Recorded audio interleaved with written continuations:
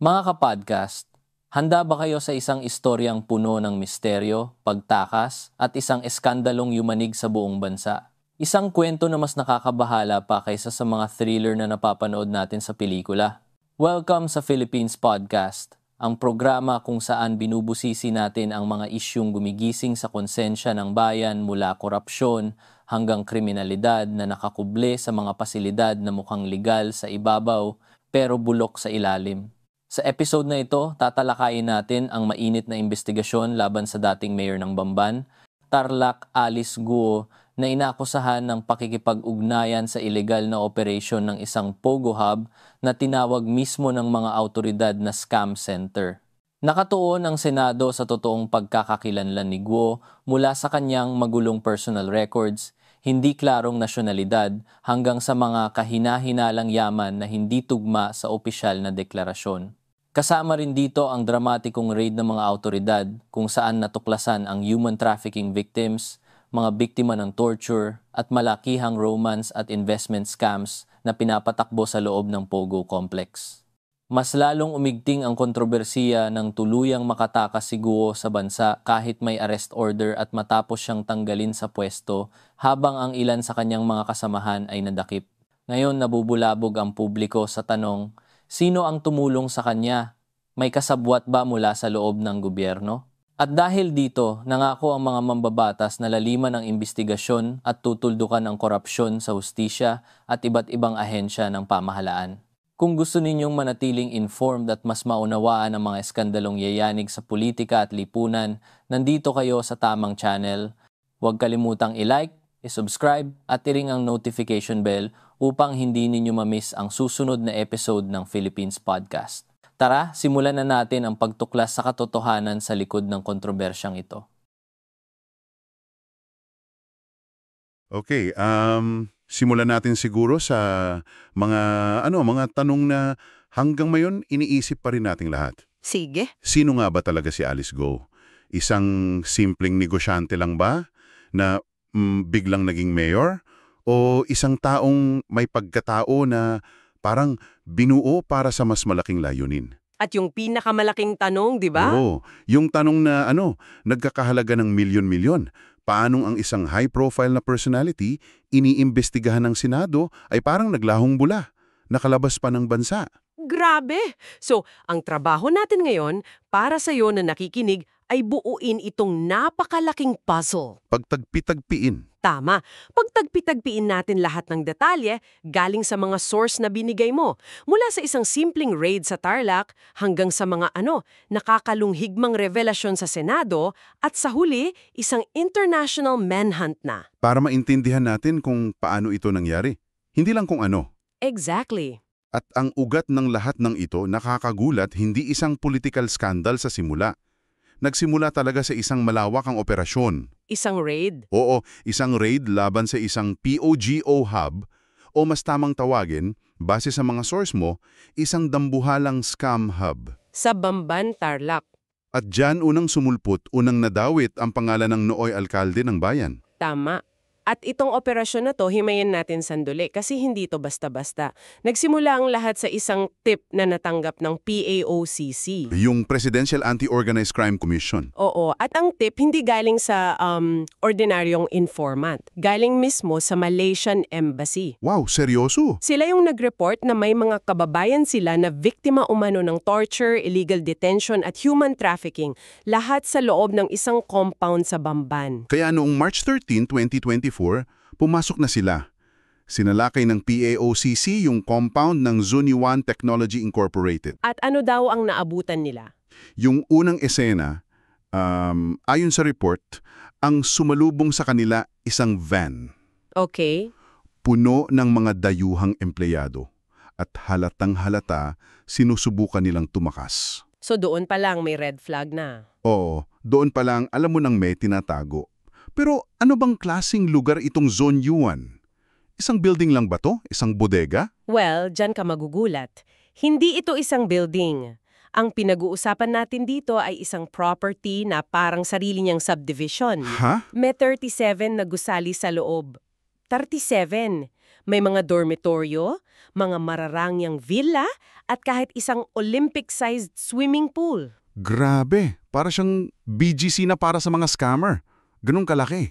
Ganong kalaki at kalawak. At sa loob niyan, doon na nakita yung tinatawag nilang scam farm. Okay? Kung iisipin mo, parang corporate office, pero ang trabaho nila, manloko ng tao. Ilang hile-hilirang computer.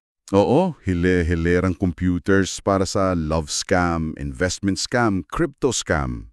May mga script pa silang sinusunod. May script talaga. Meron. May isang quote sa source na talagang tumatak sa akin. Ang utos sa kanila, if a customer is slow to reply or doesn't reply, just delete him and don't waste your time. Hanap ka ng tanibago. Move on ka na agad. Ang lamig. Parang produkto lang yung mga biktima. Exactly. At ang fascinating dito ay yung dalawang mukha ng lugar, di ba? Sa isang banda, meron kang mga manggagawa na pinipilit mag-scam. Posibleng mga biktima rin. Oo. Tapos sa kabilang banda, may mga villas para sa mga big boss. At tinatayang nasa 44 million pesos ang halaga, bawat isa. Grabe yung pera. Teka, 37 buildings, villas, swimming pools. Saan naman nila itinayo yan? Sa Bamban? Sa gitna ng bukid, para walang makapansin. Dito na papasok yung pinaka-hindi kapanipaniwalang detalye sa lahat. Ano yun? Kung pupunta ka sa munisipyo ng Bamban, tapos titingin ka lang sa likod ng building, andun na siya. Ano? Hindi. Seryoso? Tanaw na sa likod lang mismo ng munisipyo, hindi mo kailangan ng satellite para makita. Imposible namang hindi nila napansin yun. Ibig sabihin parang ang kapal ng mukha. Eksakto, hindi lang ito issue ng lokasyon Sinasalamin nito yung posibleng culture of impunity, yung level of confidence na hindi sila mahuli. Para kang nagtayo ng pabrika ng shabu sa likod ng presinto ng pulis. Ganon ka-brazen, so it begs to question, sino ang nagbibigay sa kanila ng proteksyon? At dyan na nga, ang logical na tanong para sa kahit sinong nakikinig ngayon ay, paanong walang nakapansin sa gobyerno? Oo, baka may nakapansin at kasabat pa. At dyan mismo pumapasok ang pangalan ng nooy mayor, si Alice Go. Okay. Natuklasan ng mga investigador na hindi lang basta kapitbahay. May mga dokumentong nagpapakita na si Guo, siya mismo ang nagbabayad ng utility bills. Yung kuryente, tubig? Oo, at sahod ng ilang empleyado. Siya rin umano ang naglakad ng mga papeles para makapag-operate ang Zunyon. At umamin din siya sa Senado, di ba, na dati niyang pag-aari yung lupa sa ilalim ng kumpanya niyang Baho Fu Land Development? Inamin niya, pero mariin ang pagtanggi. Ang eksaktong sinabi niya sa pagdinig, hindi po kami involved in any POGO operation po, Your Honor. Okay, sige. Well, sa surface level, pwede niyang sabihin na ibenta na niya. Pero dito naging crucial yung mga ebidensya, tulad ng utility bills, payroll. Kasi yan ang prueba. Yan ang nagpatibay na hindi lang siya dating may-ari, kundi posibleng may kinalaman pa rin siya sa operasyon. At doon na nagsimulang magbago ang takbo ng investigasyon. So, habang kinakalkal nila yung koneksyon niya sa Pogo, biglang may sumulpot na mas malaki, mas personal na tanong. At ito na yun. Sino ba talaga si Alice Go? Dito na nagiging parang teleserye ang kwento. Tinanong siya tungkol sa pagkakabata niya. Ang sagot niya, lumaki po ako sa farm, tinago po ako ng tatay ko po. Napakasimpleng imahe, di ba? The girl from the farm narrative, classic political trope. Oo. Pero mabilis itong kinuwestiyon. May lumabas na isang kaklase niya raw. At sabi, nag-aral si Go sa Grace Christian High School sa Quezon City. Sa QC. Sa QC. At ayon sa kanya, puro building ho doon, walang farm. Teka. Isang farm versus Grace Christian High School sa Quezon City. Magkaibang mundo yan. Exactly. Hindi ito simpleng nakalimutan ko ang detalye. Anong klasing tao ang kailangang mag-imbento ng kanyang backstory? It suggests a deliberate construction of a persona. May pinag-isipan. Ang tanong ay para saan? At bakit kailangang itago ang totoong pinanggalingan? Naging mas malabo pa nang tanungin siya tungkol sa mga magulang niya. Yung party na yan. Sa birth certificate niya, Filipino raw ang amang si Angelito Guo. Okay. Pero sa Senado, umamin siya. Chinese pala from Fujian. Tapos yung nanay niya, pabago-bago. Minsan, kasal sa ama, Minsan, kasambahay lang daw. Anong nalaman sa investigasyon? Walang mahanap na birth certificate o marriage certificate para sa mga magulang niya sa PSA. Para silang mga multo sa record ng gobyerno. So, itong simpleng backstory, lalong hindi tumutugma sa yaman niya.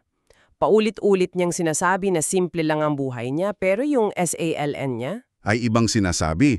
And dito sa notes ko, 3 dump truck, 2 milyon pesos bawat isa. Dump truck. Isang helicopter na 60 million pesos na sabi niya nabenta na raw. Helicopter. At cash in bank na aabot sa 200 million pesos. Hindi ito yaman ng isang taong itinago sa farm. At bago pa man siya pumasok sa politika, base sa sources, incorporator na siya sa 11 kumpanya. 11? Oo, mula embroidery, meat shop hanggang smelting plant. Ito ang profile ng isang bihasang negosyante, hindi ng isang probinsyana na ngayon lang lumabas. Okay, so lahat ng to pahiwatig, red flags, salungat na pahayag. Pero kailangan ng matibay na ebidensya. Meron ba? Isang bagay na hindi na niya matatanggi. Meron, at ito ang nagpapabago sa lahat. Kinumpirma ng NBI, ng National Bureau of Investigation, Ano? na ang fingerprints ni Alice Leal Gua ay 100% na nagtugma sa fingerprints ng isang Chinese national Oh, na nagngangalang Go Huapiang na pumasok sa Pilipinas noong 2003. ayo. Kasi yan na yun, di ba? That's the smoking gun. Lahat ng pagdududa, lahat ng misteryo bumabalik sa isang katotohanan. She is not who she says she is. Ang buong pagkatao niya bilang Pilipino ay gawa-gawa lang. Tumpak. At that moment, nag-transform ang investigation. Hindi na lang ito tungkol sa isang mayor na konektado sa Pogo. Naging kwento na ito tungkol sa national identity at national security. Sino ang taong to na nakapasok sa sistema natin, nakakuha ng Filipino birth certificate, nakaboto, at naging mayor pa? Paano? At dahil dyan, bumilis na ang takbo ng mga pangyayari. May kaso na, may lookout bulletin. Anong nangyari? Bigla siyang nawala. Naglaho? Eksakto. Noong June 21, sinampahan na siya ng human trafficking. Pagkatapos nito, hindi na siya dumalo sa mga pagdinig sa Senado. May dahilan ba? Idinahilan niya may banta raw sa buhay niya at naapektuhan ang mental health niya. Okay. Dahil sa pagliban, na-cite in contempt siya ng Senado at nagkaroon ng arrest order. Dito na nagsimula ang paghahanap sa kanya. Pero wala na siya sa mga address niya. At noong August 13, sinibak na siya bilang alkalde ng ombudsman. With perpetual disqualification. Habang buhay. So ang tanong ng lahat, nasaan si Alice Gua? At noong August 19, dumating ang konfirmasyon mula kay Senadora Risa Hontiveros. Na ano? Nakalabas na ng bansa si Guo, isang malaking sampal sa sistema natin. Isang taong high profile, under investigation, may lookout bulletin pero nakalusot pa rin. Kinumpirma to ng PAOC, di ba? At hindi lang basta kinumpirma, may litrato pa raw. May litrato pa niya sa Kuala Lumpur International Airport, kuha noong July 18. At may buong itinerary pa ng pagtakas. Grabe. Based sa mga source, ang ruta niya ay mula Bali, Indonesia, lumipad papuntang Kuala Lumpur, Malaysia. July 18 yon. Tapos, lumipad papuntang Singapore noong July 21 para makipagkita sa pamilya. At noong August 18, sumakay siya ng barko papuntang Batam, Indonesia. Isang napaka-planadong pag-alis. Teka, paano? May lookout bulletin. Hindi ba dapat may a-alarm sa sistema ng immigration sa airport kapag tinype ang pangalan niya? Paano siya nakalusot sa pila? This raises the most important question. Well, technicality muna. Wala pang criminal arrest warrant noon, so hindi pa pwedeng i-extradite. Pero, yung lookout bulletin, dapat sapat na para ma-flag siya, para ma-report agad sa DOJ at NBI. So anong teorya? Ang teorya ng mga otoridad na binanggit sa sources mo ay hindi siya dumaan sa normal na proseso. Backdoor. Dumaan siya sa backdoor. Maaaring mula Mindanao, Kanlurang Luzon o Hilagang Luzon kung saan mas maluwag ang border control. Ibig sabihin may tumulong sa loob, hindi niya ito magagawa ng mag-isa. Naalala ko yung sinabi ni Senadora Hontiveros. Oo, yung quote. Para tayong ginisa sa sarili nating mantika. At yan ang naglantad ng isang malaking butas sa sistema natin. Nawala ang tiwala ng publiko, lalo na nung aminin ng isang senador na nangako mismo ang Bureau of Immigration na hindi nila hahayaang makaalis si Guo. So may pangako pero wala. Ang nangyari ay patunay na parang mahina ang pangil ng batas at tila may pinipili itong paghigpitan. So nakatakas na siya. Doon na ba nagtatapos ang kwento? Hindi pa, kasi kahit nakawala si Alice, naharang naman ang dalawa sa mga kasama niya. Sino? Ang kapatid niyang si Sheila Go at ang associate na si Cassandra Ong. Nahuli sila sa Indonesia habang sinusubukan ding umalis. So sila ang nahuli. Sila ang nahuli at agad silang ibinalik sa Pilipinas noong August 22. Ngayon nasa kustodya na sila ng mga otoridad. At sila ngayon ang alas ng gobyerno. Sila ang susi para matuntun si Alice, tama? Sila ang inaasahang magiging susi. Naharap sila sa iba't ibang kaso, malaki ang pressure sa kanila na makipagtulngan. Maging si Pangulong Marcos nagbigay na ng pahayag. Anong sabi niya? Sabi niya, may masisibak kung mapatunayang may sabuatan sa pagtakas ni Go. At inamin niya na itong insidente nagbunyag ng malalim na katiwalian na sumisira sa sistema. Kung titingnan natin yung buong nangyari, grabe ha? Nagsimula tayo sa isang raid sa isang dambuhalang scam hub sa likod ng munisipyo. Nakakabaliw isipin. Diskubre sa isang alkalde na may misteryosong pagkatao, questionableng yaman, at nagtapos, sa ngayon, sa isang matagumpay na pagtakas. Na nagdulot ng kahihiyan sa sistema ng batas ng bansa. At kung ikokonekta natin ito sa mas malawak na konteksto, ang kaso ni Alice Go ay hindi na lang tungkol sa isang tao. Naging salamin na siya. Oo, naging salamin ng mas malalaking problema. Yung pagpasok ng International Criminal Syndicate sa bansa via POGO, yung posibleng korupsyon sa gobyerno na nagbibigay daan sa kanila, at yung nakaka-alarming kahinaan ng ating border control. So, habang nagpapatuloy ang paghahanap kay Alice Go, may isang mas malalim na tanong na nananatili. Tama. At iniwan nito ng isa sa mga source mo na dapat mong pag-isipan. Ang investigasyon ngayon, hindi na lang tungkol sa paghahanap kay Alice Go. Tungkol na saan? Tungkol na ito sa pagkukwet kung sino ang mga tumulong sa kanya sa pag-akyat niya sa kapangyarihan at sa pagtakas niya. At ang tanong na iyon ay ito. Paano kung ang law enforcement mismo ang kailangang imbestigahan? What if they drop the ball? Ano ang ibig sabihin nito para sa tiwala natin sa mga institusyong dapat na proprotekta sa atin? Well, kung sila mismo ang nasa ilalim ng pagdududa.